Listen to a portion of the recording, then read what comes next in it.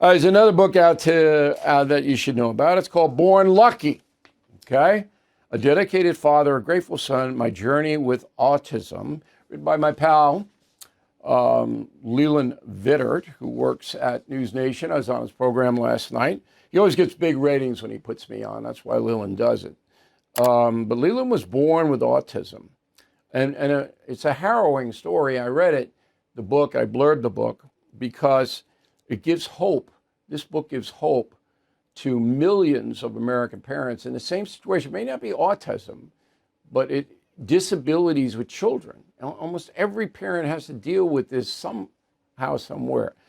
Leland Vittert joins us now from New York City. So the book's out today. Congrats on that. It's number 20 on Amazon right now. After this interview, it'll zoom probably to number 1. It's a really good book, Leland, and you know me. I wouldn't say that if it weren't. We did a special on Sunday night on NewsNation. Thank you for watching. To view full episodes of the No Spin News anytime. Well worth watching. Sign up to become a BillO'Reilly.com premium or concierge member. Your father is the hero of the book. He saved you, but he didn't want me to interview him for the book. Why? He doesn't like being called a hero. He's very uncomfortable with it, Bill, and he says that he was just doing what any loving father would do, which is try to help his son and do everything he could and everything in his power. And the stories in Born Lucky are that, of him working on an hourly basis to keep me from falling apart because of the bullying and the isolation and the difficulties I was going through, but also to adapt me to the world, to teach me the social skills and emotional interaction that comes so easily to most everyone that I didn't understand in any way, shape, or form. And in Born Lucky, we take you through those lessons. Now, how old were you, if you can remember? How old were you when the bullying started? Because you were different from all of the other kids. And when it started when I was 4, 5, 6. I mean, as soon as kids interacted with each other, I didn't fit in. It was very simple. But I want to just follow up on what you asked and just finish the question about what with my dad. The reason this book is out, Bill, is because I said to him, I'm going to write this, and if you don't like it, I'm not going to put it out. And before I turned it into HarperCollins, I handed him the manuscript, and he read it, and he was very uncomfortable with it because it's so personal. It is the deepest and darkest parts of my life and his emotions. It's some really emotional stuff.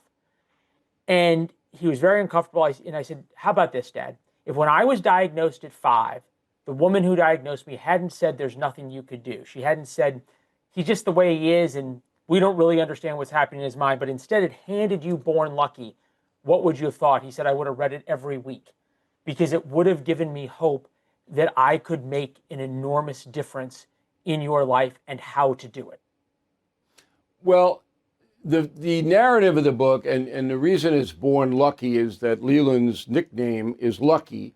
And the reason his nickname is Lucky is because he almost died at birth because he had the umbilical cord wrapped around his throat. Now, I don't want to give it any more away. I want people to read the book. But you experienced an enormous amount of pain from maybe age 5 all the way through to college when you went to Northwestern. But you were diagnosed as having a very high IQ academically.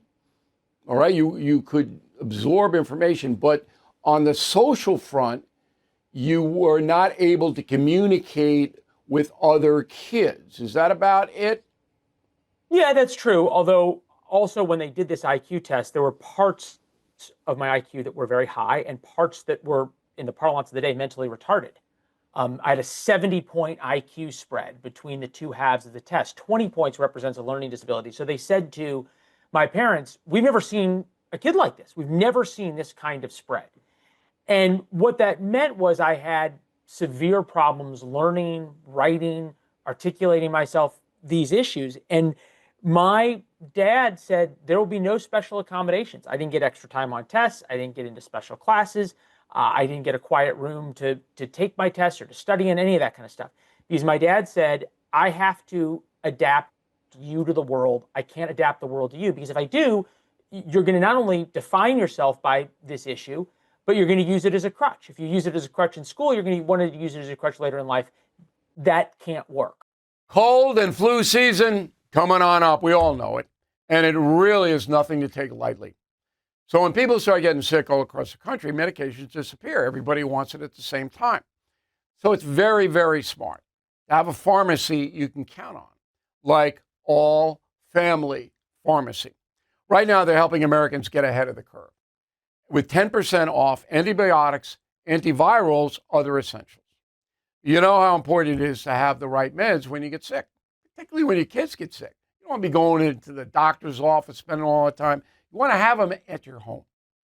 So if you have a few months supply, you don't have to worry. And that's what we're doing here. If you believe in America, in medical freedom, okay, and taking care of your family, as I do, this is the pharmacy for you. Please go to allfamilypharmacy.com/Bill. Use code BILL10 to save 10%. You were going through basic training to be, now I don't want to use the word normal, but a regular person.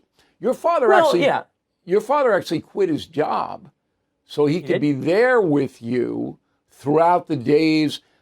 He actually walked away from his profession, right? He did. And look, inborn lucky, the day that a teacher in front of the entire art class, because I wasn't Picasso, said, hey, look, Lucky, if my dog was as ugly as you, I'd shave its ass and make it walk backwards.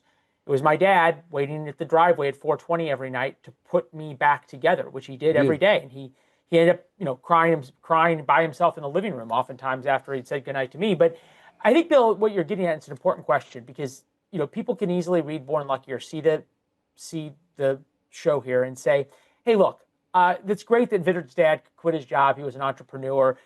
Great that he turned into a cable news anchor. I asked my dad, hey, look, Dad, what would you have done if you couldn't quit your job? He said, I would have worked the night shift and been there in the morning when you left for school and slept and been there when you got home. He said, I knew your only chance was me being there and me helping you because you were all I was all, meaning, my dad was the only thing I had. It's an amazing book, an amazing story. But again, the reason that it's so important, and Leland will tell you then how he got into broadcast journalism and how he worked for Fox News in the Middle East, a very dangerous assignment. And then now he's one of the main anchors at NewsNation. He goes through that. But the real importance nationally for this book is anybody with a child who's having difficulty will get hope from reading this book.